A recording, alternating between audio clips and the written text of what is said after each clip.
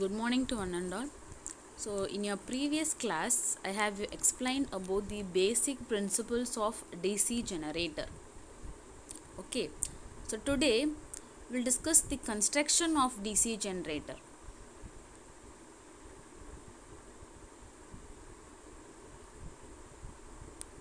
Okay, so there are basic two parts that are essential for a DC generator.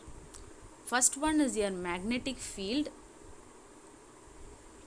and second one is the conductor that will move inside that field. So this is your magnetic field and this is your conductor that is placed inside that magnetic field, so which will uh, uh, where the current will pass through this conductor.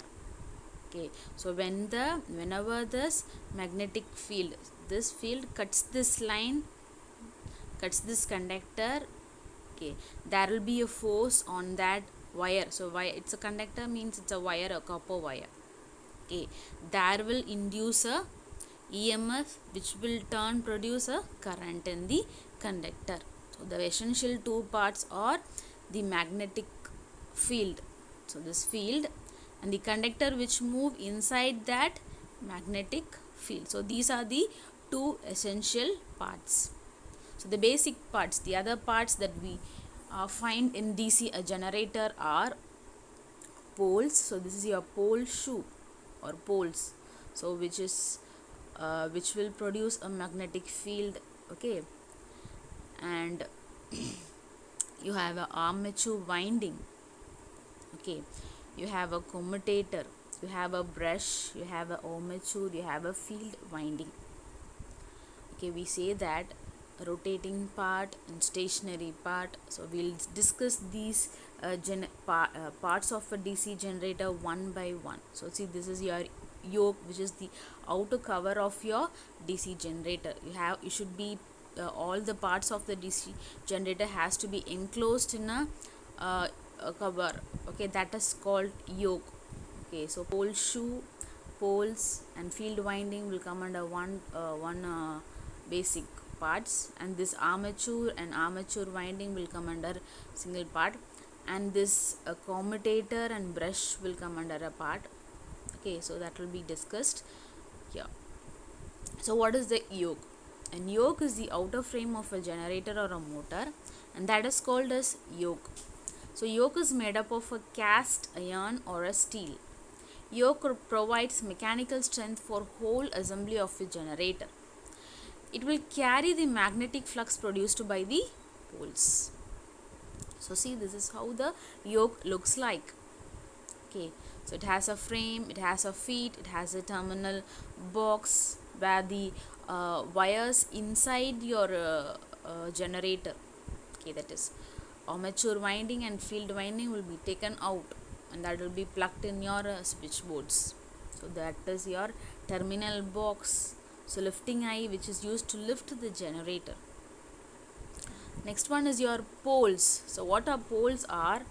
Joined to the yoke with the help of screws or weldings. So poles are that it's a magnets or an electromagnets.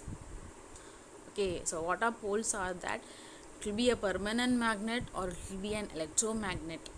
So mostly it will be an electromagnet, which where it is wounded with the field winding. Okay, wire, copper wire, so that the pole becomes a magnet, and that will induce a mechanical field. Okay, poles are used to support the field windings. Okay, as I told you, field windings are copper wires that are around that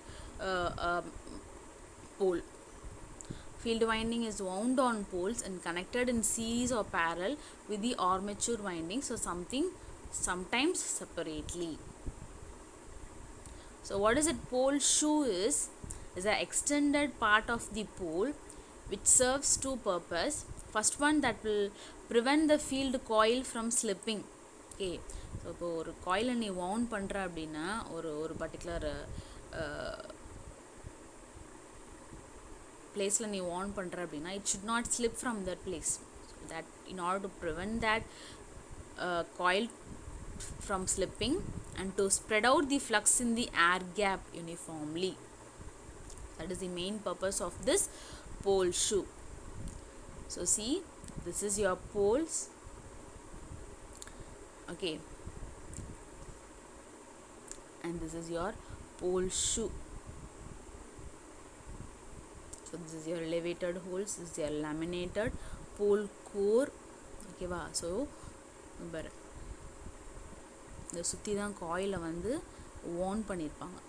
சரி, அந்த சுற்றி காயிலை own பண்ணியிருப்பாங்க. So that you will your this winding is either connected in series with the armature winding or shunt or compound. Okay, depending upon the type of generator, this wounding of this field winding and armature winding will vary. So next one is your armature core. So yeah, so a very important part of a DC generator. An armature core is the rotor of the generator. So rotor is something called as rotating part. Okay va. So this conductor, so remember this is a conductor that is placed between a magnetic field. So oru Faraday's law of magnetic induction principle padi, there is a conductor between a pole. So that pole is your field. This conductor is your rotor. This will rotate. This will rotate on the basis of some diesel engine or whatever.